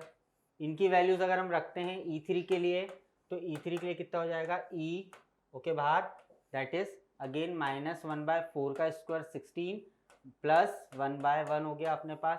तो ये E3 कितना आ गया अपने पास बच्चे, E3 आ गया अपने पास 15/16 इंटू E। यस, ये इक्वेशन 2 हो गई अपनी। ये इक्वेशन 1 थी अपनी 3/4 E is equals to 15 EV और अपने पास इलेक्ट्रॉनिक वोल्ट हुआ था और अपन ने क्या करा इसको रखा E1 is equals to 3/4 E अपनी वैल्यू आई थी। और अब अपन क्या कर रहे हैं यहाँ पर थर्ड स्टेट के लिए देख रहे हैं तो E3 की वैल्यू आ रही 15/16 E। तो यहाँ से अगर मैं फर्स्ट स्टेट से बच्चे फर्स्ट इक्वेशन से अगर 3/4 E की वैल्यू निकालूं तो E की वैल्यू क्या आ जाएगी 15 इंटू 4/3 इलेक्ट्रॉनिक वोल्ट। तो इसको हम लोग यहाँ पर रख देते हैं, है ना। नाउ इक्वेशन 2 हम लोग लिखते हैं फ्रॉम इक्वेशन 1 से हमको ये निकालना है, एक्साइटेड एनर्जी निकल जाएगी तो एक्साइटेड पोटेंशियल ले जाएगा, थर्ड स्टेट की एनर्जी हम लोग निकाल रहे हैं। सो दैट विल बी 15/16, ठीक है। ये अपना कितना आ रहा है 15/16 और E की वैल्यू कितनी आ रही है बच्चे, E की वैल्यू के लिए अपन ने यहाँ पर क्या निकाला था that will be given as 15 electronic volt. तो 15 3/4, ठीक है। तो 4/3 हो जाएगा, यहाँ पे हो जाएगा E की वैल्यू 15 इंटू 4/3। तो अपन 3 से क्या क्या कट रहा है, ये कट रहा है 3 5 15, 4 से कट रहा है 4 1 4 4 16, ठीक है। 15 5 75/4 इलेक्ट्रॉनिक वोल्ट। तो अपने पास एनर्जी आ गई। तो एक्साइटेड पोटेंशियल क्या हो गया, excited potential for the third state कितना हो गया बच्चे 75/4 वोल्ट हो जाएगा। ओके, तो ये क्वेश्चन अगर आता है तो आप किस तरह से यूज़ करेंगे, पहले फर्स्ट स्टेट की निकालेंगे उससे कंपेयर करेंगे, देन आफ्टर हम क्या करेंगे सेकेंड स्टेट की निकालने जाएंगे। अब आ जाते हैं बच्चे हम लोग, now we are going to discuss about the emission spectrum of the hydrogen atom. Bohr was successfully explained the emission spectrums for the hydrogen atom। क्या हुआ था, रदरफोर्ड उन स्पेक्ट्रम को प्रॉपरली एक्सप्लेन नहीं कर पाए थे। तो उन्हीं स्पेक्ट्रम को हाइड्रोजन एटम के जो स्पेक्ट्रम थे उन्हें बोहर ने, नील बोहर वॉस डिस्कवर्ड, उन्होंने प्रॉपरली एक्सप्लेन किया और इसके लिए 1922 में उनको नोबेल प्राइज भी दिया गया। उन्होंने सारे स्पेक्ट्रम की सीरीजेस को बच्चे क्या हुआ था एक्सप्लेन किया था। तो हम यहाँ पर बात कर रहे हैं when a photon corresponding to a particular spectrum line is emitted when an atom makes a transition from the state in an excited level to a state in a lower excited level और the ground level पर अगर जाता है तो वो क्या करता है फोटोन इमिट करता है। तो ये जो इमिशन हो रहा है यहाँ पर हम देखते हैं, ये जो सीरीज बनी हुई है हमारे पास दैट इज द स्पेक्ट्रम। इस स्पेक्ट्रम में जो सबसे पहली सीरीज आती है हमारी लाइमन सीरीज आती है बच्चे, जो कि अल्ट्रावायलेट रेंज की होती है, जो कि फर्स्ट स्टेट ग्राउंड स्टेट पर बात की जाती है। अगर हम ग्राउंड स्टेट से सेकंड स्टेट पर जाने की बात करते हैं तो वहां पर बामर सीरीज देखने को मिलती है। बामर सीरीज जो होती है बेटा वो विजिबल रीजन की होती है, that is the visible region, जिसकी फ्रिक्वेंसी होती है 4000 एंगस्ट्रॉम से लेकर से, ठीक है 4000 एंगस्ट्रॉम इसकी हमको देखने को मिलती है। देन उसके बाद हम थोड़ा सा ऊपर जाते हैं विजिबल रीजन में 7000 एंगस्ट्रॉम तक हम बात कर रहे हैं। देन उसके बाद अगर हम थर्ड स्टेट पर जाते हैं तो पाश्चियन सीरीज होती है, दैट इज नियर इंफ्रारेड होती है और फार इंफ्रारेड होती है ब्रैकेट, और दो और उससे ज़्यादा फार इंफ्रारेड होती है कौन सी, पी फंड। तो मतलब क्या हुआ कि इन तीनों के अलावा इन दो सीरीज को, इंफ्रारेड के लिए दो सीरीज को भी, जो ब्रैकेट थी और जो पी फंड सीरीज थी, इन दोनों को भी बोहर मॉडल के थ्रू एग्जैक्टली एक्सप्लेन किया गया, प्रॉपरली इसको एक्सप्लेन किया गया यहाँ पर। तो हम लोग बात कर रहे हैं बच्चे यहाँ पर, हम सबसे पहले बात करते हैं, देखिए लाइमन सीरीज हो रही है, जब ग्राउंड स्टेट 1 के लिए बात कर रहे हैं जहाँ पर एनर्जी कितनी होती है -13.6 इलेक्ट्रॉनिक वोल्ट होती है। बामर सीरीज पर 3.4 इलेक्ट्रॉनिक वोल्ट होती है। एक्साइटेड स्टेट पर आ गए हम ग्राउंड स्टेट से, फिर हम गए पाश्चियन पे, फिर हम गए ब्रैकेट पर, फिर गए पी फंड पर। इस तरह से एनर्जी लेवल्स में भी चेंज आते जा रहे हैं। तो सबसे पहले हम बात करते हैं सीरीज लिमिट्स की। सीरीज लिमिट क्या होती है, तो the line of any group having the maximum energy of the photons and the minimum wavelength अगर मिनिमम वेवलेंथ हो बच्चे और मैक्सिमम एनर्जी हो फोटोन की, देन अगर मैक्सिमम जो होती है एनर्जी अगर फोटोन की होती है और मिनिमम वेवलेंथ होती है तो that group is called the series limit. वो जो ग्रुप कहलाता है वो क्या कहलाता है बच्चे, सीरीज लिमिट कहलाता है। अब यहाँ पर हम लोग बात करते हैं सबसे पहले वेवलेंथ ऑफ द फोटोन की। तो फोटोन की जो वेवलेंथ हो रही है, वेवलेंथ ऑफ द फोटोन वो कितनी होगी, ठीक है। जो डी एक्साइटेशन मतलब ऊपर से नीचे आते टाइम में जो हो रहा है, क्या हो रहा है, डी एक्साइटेशन हो रहा है एटम का। जो इलेक्ट्रॉन है वो एक्साइटेड स्टेट से नीचे की तरफ आ रहा है बच्चे। कहाँ आ रहा है, एक्साइटेड स्टेट से जब वो नीचे की तरफ आता है तो उस कंडीशन में क्या होता है, यहाँ पर देखेंगे हम। सो इफ सपोज हमने कहा कि E initial is the initial energy of the atom before such a transition of EF is its final energy after the transition than the photons energy। okay, तो हमने कहा कि that will be given as h nu is equals to EI minus EF initial minus final। ठीक है, अगर हम इसको इस तरह से देखें तो हम ये भी बोल सकते हैं कि h nu can be given as EF minus, उल्टे से ऊपर नीचे से ऊपर अगर जाने की बात करें तो इस तरह से हम लोग दे सकते हैं बच्चे इसको। तो हमने सबसे पहली बात क्या करी, h nu is equals to, अब यहाँ पर हम लोग जो बात करने जा रहे हैं बच्चे, तो हमने जो एनर्जी की बात करी थी, एनर्जी का हमने फॉर्मूला लिखा था बच्चे। हमने एनर्जी का क्या फॉर्मूला पढ़ा है, एनीवन कैन गिव मी। देखिए क्या फॉर्मूला पढ़ा है हमने पढ़ा है h nu is equals to, हमारा जो फॉर्मूला बनता है दैट इज 2 पाई, जो फॉर्मूला हमारा बन रहा है that is 2 pi square M, yes, K square M into, hydrogen के लिए हम लोग बात कर रहे हैं इसलिए z को हम क्या ले रहे हैं, 1 ले लेते हैं। तो के स्क्वायर इंटू, जब z हमने क्या लिया है, 1 लिया है, हाइड्रोजन के लिए बात कर रहे हैं, K square into E to the power 4 हम लोग बात कर लेते हैं। और यहाँ पर अपना था एन स्क्वायर एच स्क्वायर, तो मैं एच स्क्वायर को यहाँ पर रखता हूँ और 1 बाय एन स्क्वायर को बाहर कर लेता हूँ। अगर मैं एनर्जी के सिंपल फॉर्मूले का, तो अभी मैंने क्या बात कर रहा हूँ, फाइनल टू इनिशियल जाने की बात कर रहा हूँ, या इनिशियल टू अगर फाइनल हम लोग जाते हैं, तो जब इनिशियल टू फाइनल जा रहे हैं तो उस कंडीशन में क्या हो रहा है बच्चे, हम लोग यहाँ पर इसको ले लेते हैं एन आई, ठीक है, माइनस यही पूरी की पूरी equation M K square E to the power 4 upon H square into 1 upon N F हो जाएगा।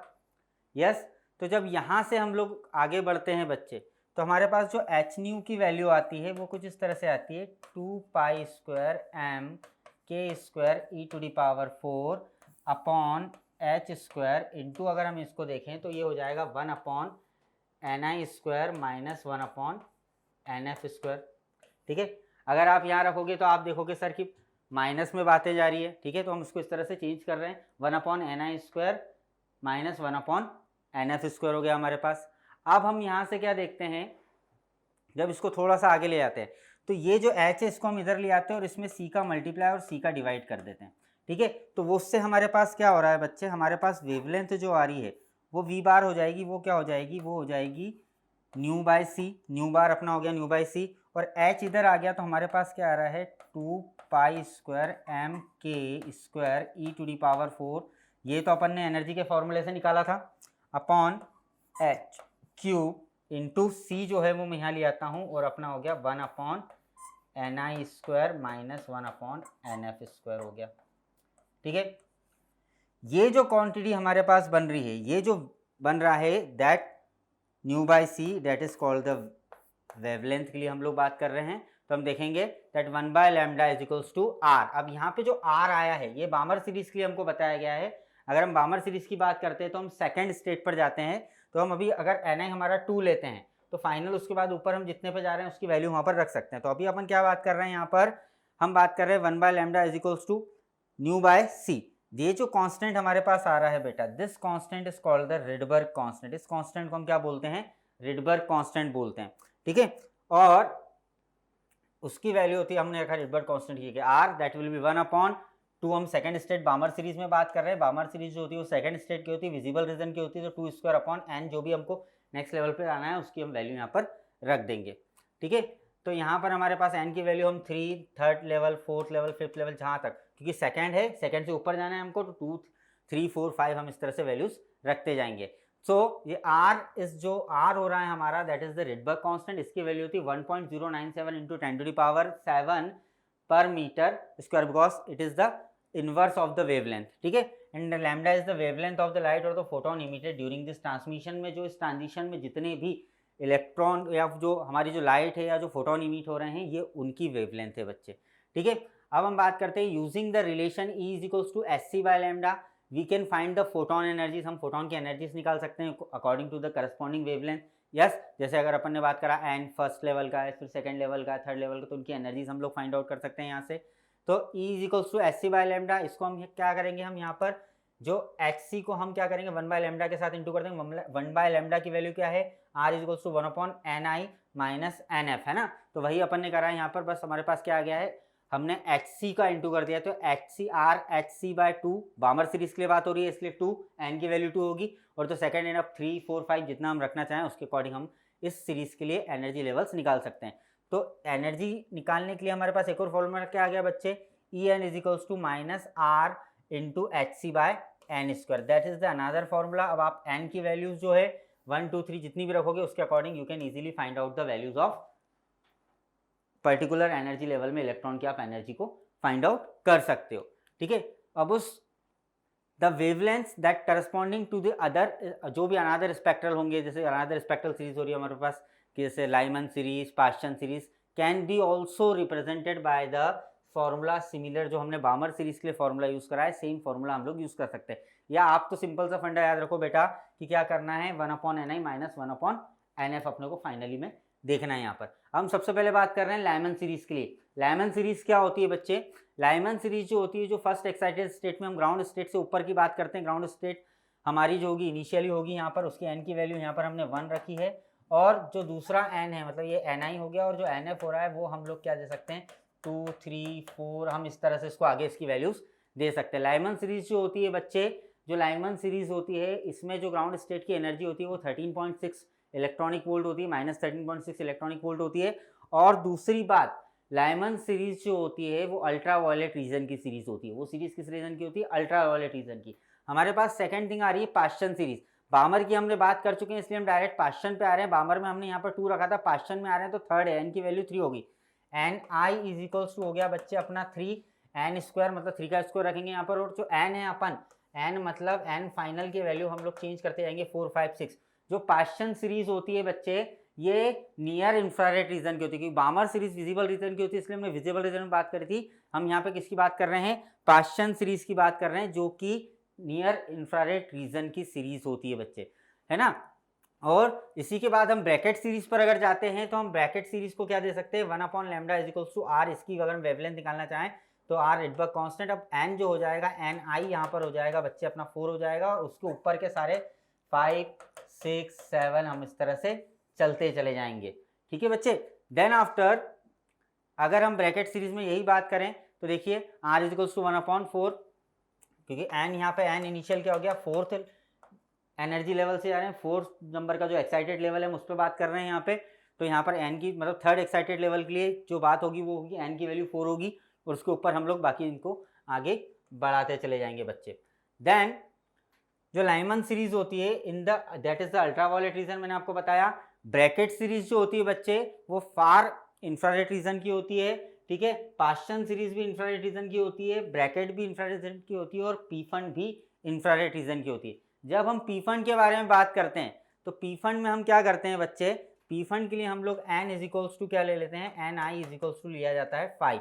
तो अगर हम पी फंड की बात करेंगे तो 1/λ इज इक्वल्स टू हो जाएगा R 1/5 square minus 1/n square. यहाँ पर जो हम n की वैल्यूज लेंगे वो कहाँ से आएगी, 6 7 8 के ऊपर आएगी, ठीक है। तो ये हो गई अपनी कितनी ब्रैकेट सीरीज की बात हो गई। हमने सारी सीरीज देखी, लाइमन बामर पास्चर, लाइमन भी देखी, बामर भी देखी, पास्चन सीरीज भी देखी, और हमने कौन सी देखी है, पी फंड सीरीज, ठीक है। जो फंड सीरीज है उसमें हम क्या बात करते हैं, इनिशियली n कहाँ होगा 5 पर होगा, मतलब हम 4th नंबर की एक्साइटेड स्टेट से बात करते हैं। और लाइमन में हम कहाँ से बात करते हैं, ग्राउंड स्टेट से बात करते हैं, जो n इज इक्वल्स टू 1 से बात करते हैं। नाउ बच्चे we are talking about the Rydberg constant. हमने जो रिडबर्ग कांस्टेंट की बात करी है, हम इस रिडबर्ग कांस्टेंट को एक अनदर फॉर्म में भी दे सकते हैं, we can also give the Rydberg constant as r is equals to m e to the power 1 eight epsilon naught square CH3। जब हम रिडबर्ग कांस्टेंट में हम k की वैल्यू को एक्सपांड करेंगे, सारी वैल्यूज रखेंगे, जब k की वैल्यू रखेंगे हम, ठीक है, उसके बाद ई की वैल्यू रखेंगे अगर हम ई की टर्म्स में निकालना चाह रहे हैं तो, ठीक है, और जो सारी वैल्यूज रखेंगे तो तब हमको जाकर यहाँ पर रिडबर्ग कांस्टेंट की वैल्यू मिलेगी m e to the power 1 eight epsilon naught square CH to the power 3। और रिडबर्ग कांस्टेंट की वैल्यू कितनी होती है बच्चे हमारे पास, हमने रिडबर्ग कांस्टेंट की जो वैल्यू पढ़ी है that is 1.97 into 10 to the power 7। Yes, तो ये जो बात कर रहे हैं हम लोग रिडबर्ग कांस्टेंट की जो वैल्यूज हमने दे रहे हैं यहाँ पर, ठीक है, तो इसमें यहाँ पर जो हम m ले रहे हैं that will be the given as the mass of the electron. यहाँ m की जो वैल्यू रखेंगे हम बच्चे क्या रखेंगे, मास ऑफ इलेक्ट्रॉन रखेंगे। ओके, नाउ अब हम बात करते हैं, we are having a question, हमारे पास एक अच्छा सा क्वेश्चन आने वाला है बच्चे। तो कि क्वेश्चन क्या है हमारे पास, find the largest and the shortest wavelength in the Lyman series. आपको साफ साफ लिखा हुआ है यहाँ पे लाइमन सीरीज ऑफ हाइड्रोजन में आपको ये बताना है what is the largest and the shortest wavelength in what region of the electromagnetic spectrum does each series lie. आपको मतलब ये बताना है कि ये जो लाइमन सीरीज से हम लार्जेस्ट और द शॉर्टेस्ट वेवलेंथ निकालेंगे, ये इलेक्ट्रोमैग्नेटिक स्पेक्ट्रम के किस रीजन में लाई करने वाला है बच्चे, किस रीजन में होगा, ठीक है। तो हम सबसे पहले तो बात करते हैं कि अगर हमको वेवलेंथ निकालना है तो we are using the formula, जब हम हाइड्रोजन की बात कर रहे हैं तो दैट इज 1/r स्क्वायर और 1/r into 1/λ is equals to r into 1 by Lyman series है तो दैट विल बी 1 स्क्वायर, ठीक है, माइनस 1/n स्क्वायर। यस बच्चे, this is the formula which we are using for the Lyman series. यहाँ पर जो n होगा, n can be given as the 2, 3, 4 up to infinity, ठीक है। जब हम शॉर्टेस्ट वेवलेंथ की बात करेंगे, for shortest wavelength, shortest wavelength के लिए बच्चे हमारे पास जो n होगा दैट विल बी इंफिनिटी। तो हम यहाँ पर n की जगह क्या रखेंगे बच्चे, हम इंफिनिटी रखेंगे। तो इंफिनिटी रखना है अपने को, तो अपन क्या करेंगे, सबसे पहले 1/λ लिख लेते हैं। 1/λ is equal to r। r जो रिडबर्ग कांस्टेंट है बच्चे, इस रिडबर्ग कांस्टेंट की वैल्यू हम लेंगे 109678 सेंटीमीटर, ठीक है, ये हमने ले ली इसकी, ठीक है। इसकी जो वैल्यू ले रहे हैं हम लोग क्या ले रहे हैं, सेंटीमीटर इनवर्स में ले रहे हैं, इनटू हमारे पास क्या आ रहा है 1/1 का स्क्वायर माइनस 1/इंफिनिटी का स्क्वायर। ये तो हो गया 0 बच्चे। तो हमारे पास जो वैल्यू आ रही है वो क्या आ रही है, 1/λ की, दैट इज 109678। यस, ये सेंटीमीटर स्क्वायर में आ रही है। हमको क्या चाहिए है, हमको चाहिए है लैम्डा की वैल्यू। तो लैम्डा की वैल्यू क्या हो जाएगी, ये हो जाएगी 1/109678। यस, 109678 सेंटीमीटर हो जाएगी हमारे पास लैम्डा की वैल्यू बच्चे। और ये जो लैम्डा की वैल्यू होगी ये होगी हमारे पास 9.11 into 10 to the power -8 centimetre. तो इसको हम बोल सकते हैं 9.11 एंगस्ट्रॉम, ठीक है, सॉरी 911.7 होगा ना, 911.7 एंगस्ट्रॉम होगी इसकी वैल्यू। अब ये तो शॉर्टेस्ट वेवलेंथ आ गई, कितनी आ गई बच्चे, 911.7 एंगस्ट्रॉम आ गई अपने पास। अब हम लोग जाते हैं किस पर बच्चे, लार्जर, ठीक है। उसने क्या बोला है क्वेश्चन में, एक तो शॉर्टेस्ट वेवलेंथ बोली उसने, शॉर्टेस्ट और तो लार्जेस्ट निकाल लेते हैं। अब for largest wavelength, for largest wavelength की हम लोग बात कर रहे हैं। देखिए बच्चे, जब लार्जेस्ट वेवलेंथ की हम लोग बात करेंगे तो लार्जेस्ट वेवलेंथ में हम लोग क्या लिखेंगे, अगेन बस n इज इक्वल्स टू हम लिख लेंगे क्या, यहाँ पर अब उससे ऊपर जा रहा है, एक्साइटेड स्टेट में जा रहा है तो 2 हो जाएगा, ठीक है। तो हम लिखेंगे 1/λ इज इक्वल्स टू, अब r की वैल्यू हमने क्या रखी थी पीछे, that will be the similar in centimetre 109678, ठीक है। तो हम लोग वही रख देते हैं 109678 0.78 इंटू 1/1² माइनस 1/2² हो जाएगा। तो यहाँ से हमारे पास क्या आ रहा है 1/λ, देखिए दैट इज 10967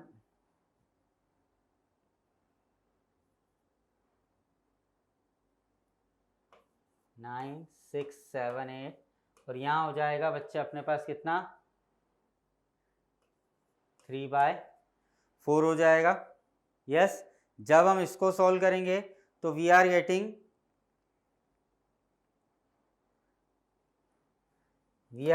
1/λ की वैल्यू इसको सॉल्व करने पर, इसको जब हम सॉल्व करते हैं तो we are getting 8 just a minute 8228.5 centimetre inverse. Okay, तो हमको यहाँ से क्या करना है बच्चे, अपने को अब लैम्डा की वैल्यू निकालनी है। तो इसको 1 ये अपना सेंटीमीटर में आ गया। जब हम इसको सॉल्व करते हैं फॉर दिस लैम्डा, जब हम इस लैम्डा की वैल्यू को निकालना चाहते हैं तो हम क्या करेंगे, यहाँ पर हमारे पास जो यहाँ पर लैम्डा आ रहा है that will B 1215.6 into 10⁻⁻8 centimetre हो गया। तो ये कितना हो गया 1215.6 एंगस्ट्रॉम हो गया बच्चे। ठीक है, तो आपको क्या दिख रहा है, यहाँ पर जो लार्जेस्ट वेवलेंथ आ रही है वो 1215.6 एंगस्ट्रॉम आ रही है और जो शॉर्टेस्ट आ रही है बच्चे अपने पास वो कितनी आ रही है, दैट इज 911.7 एंगस्ट्रॉम। तो हमको ये पता है कि जो यूवी रीजन होता है उसकी 10 एंगस्ट्रॉम से लगाकर 4000 एंगस्ट्रॉम तक की रेंज होती है। तो yes, this two wavelengths are lies in the ultraviolet region, UV region में लाई करेंगे। ठीक है, नाउ हम लोग देखते हैं बच्चे, हमारे पास सेकंड क्वेश्चन है। ठीक है, हम लोग सेकंड क्वेश्चन की बात कर रहे हैं। हमारे पास सेकंड क्वेश्चन क्या आ रहा है, find the wavelength of the radiation required to excite the electron in lithium plus ion from the first to the third Bohr orbit। मतलब क्या बोल रहा है बच्चे, जो लिथियम आयन है, मतलब डबल आयोनाइज्ड लिथियम आयन है, इस डबल आयोनाइज्ड लिथियम आयन को हमको ग्राउंड स्टेट से थर्ड स्टेट तक पहुंचाना है। मतलब n=4 तक पहुंचाना है, कहाँ से, ग्राउंड स्टेट से। ठीक है, excited the electron from the first state, sorry n=2 आपको n=4 पर इसको लेके जाना है। अगर हम इसको बात करें, अगर हम इसको इस तरह से दें कि n हमारे पास 1 है और n यहाँ 3, मतलब 1 से 3 डायरेक्ट हम बात कर लें तो उतनी एनर्जी की बात होगी। तो हम यहाँ पर क्या करते हैं बच्चे, इस कंडीशन में सबसे पहले तो हमारा यहाँ पर जो लिथियम के लिए Z होगा, Z इज 3, Z अपने को कितना दिया हुआ है 3 दिया हुआ है बच्चे, और n की वैल्यू क्या हो रही है, 1 से कहाँ जा रही है 3 तक जा रही है। 1 से 3 तक के बीच में बात कर रहे हैं हम लोग, 1 to 3 के बीच की बात कर रहे हैं। तो सबसे पहले हम लोग जो हमारा फॉर्मूला है वेवलेंथ वाला, उसको हम क्या करते हैं 1/λ is equals to Rydberg constant. अब जब रेडबर्ग कांस्टेंट की हमने बात करी थी बच्चे, तो हमने हाइड्रोजन एटम के लिए लिया था उसको, और हाइड्रोजन एटम में Z इज इक्वल्स टू 1 रखा था, तो अपन ने Z को 1 करके हटा दिया था वहाँ पर। बट यहाँ पर हमको Z इंट्रोड्यूस करना पड़ेगा, तो it will B Z², okay, and 1/n1 ले लेते हैं माइनस 1/n3 की बात कर रहे हैं, और इनके स्क्वायर। ओके, तो हमने क्या करा, वैल्यूज यहाँ पर रख दो। रेडबर्ग कांस्टेंट की वैल्यू अपन ने कितनी पढ़ी है, the value of the Rydberg constant हम यहाँ पर रखेंगे 1.097 इंटू 10⁻⁷। ओके, Z है 3 का स्क्वायर इंटू ये हो रहा है आपका 1/1² माइनस 1/9², 3 सॉरी, तो 3 का 1 हो जाए, ये हो गया 3 का 9 हो गया, तो ये हो गया 1.097 इंटू 10⁻⁷ इंटू 9 इंटू यहाँ पर हो रहा है बच्चे अपने पास 9 LCM और दैट बिकम्स 8, है ना। ये दोनों कैंसल आउट होगा हमारे पास आ रहा है 8 7 32, सॉरी 8 7 36, कैरिड आउट आया कितना 5, 72 प्लस 5 77 ठीक है, 8 1 जा 8 इंटू 10⁻7 हो रहा है। तो मतलब अपने पास कितना आ रहा है बच्चे यहाँ पर आंसर, एक बार फिर से चेक कर लेते हैं।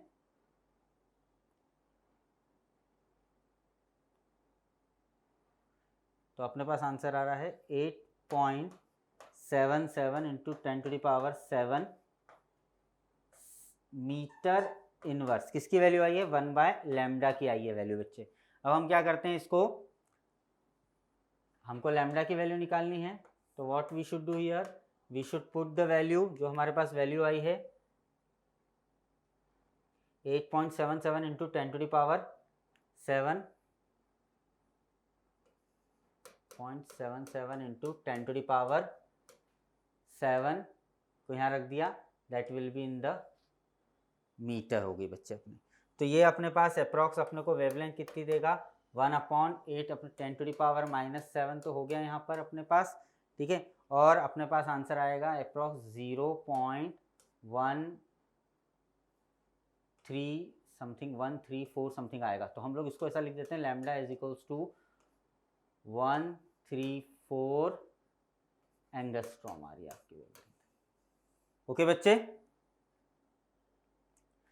Now we are going to discuss about the atomic collision. अब हम किसकी बात कर रहे हैं बच्चे, एटॉमिक कोलाइजन की बात कर रहे हैं। एटॉमिक कोलाइजन क्या होता है, जब दो एटम्स क्या होते हैं, कोलाइड करते हैं, means in such the collisions they assume that the loss in the kinetic energy of the system is possible only if it can excite और आयोनाइज, वो एक्साइटेड हो या आयोनाइज हो। मतलब जब एटम्स क्या हो रहे हैं, कोलाइड हो रहे हैं, उस समय पे कोलाइजन हो रहा है, एटम्स का जब कोलाइजन हो रहा है, तो उस कोलाइजन को हम किस तरह समझेंगे कि सपोज हमारे पास एक न्यूट्रॉन है, एक एटम है, ठीक है, और ये कोलाइजन हो रहे हैं, दैट इज द कोलाइजन। एक हाइड्रोजन एटम है, वो रेस्ट में है in the ground state and the free to move, ये फ्री है मूव करने के लिए। तो जब ये कोलाइड होते हैं, वाइल दे आर कोलाइडिंग, तो हमको उस कोलाइजन के समय पे इसकी रिकॉइल स्पीड कैलकुलेट करना है बच्चे हमको, कि क्या रिकॉइल स्पीड होगी। रिकॉइल स्पीड किस तरह से कैलकुलेट करेंगे, of the atom and the emission of a photon. जब दो एक दूसरे से जब उनका क्या होगा, टकराव होगा, तो जब वो टकराव होगा तो वहाँ से क्या होगा, फोटोन रिलीज होगा। तो उस फोटोन की हमको एनर्जी चाहिए। तो सबसे पहले हमने बात करी मोमेंटम ऑफ द फोटोन, तो हमने कहा mc is equals to h by lambda, mc mass of photon and the c is the speed of photon, that is the speed of light, and h by lambda is the wavelength.